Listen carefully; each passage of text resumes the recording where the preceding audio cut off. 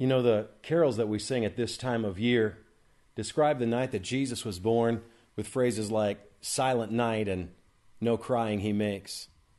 We have this image in our minds of a peaceful, serene evening when Joseph and Mary were there with the baby Jesus in that stable. And yet I don't think that it was much like that at all.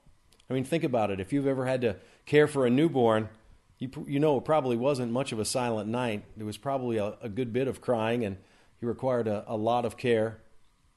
We have this picture, this image of Bethlehem as being this little village with not much activity at all. But it actually was a bustling city. Remember, the census was being taken, so the city was filled to capacity with strangers from all over Palestine.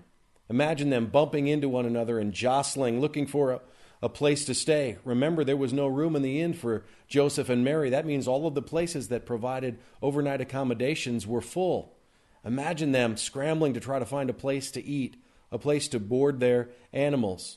And of course, with the census being taken, imagine the Roman soldiers keeping an eye on the large Jewish crowds. So the scene that night in Bethlehem when Jesus was born was probably less like the silent night that we picture and more like the rush of a busy shopping center at Christmas time with people rushing around. Then why do our hymns, our carols, talk about heavenly peace?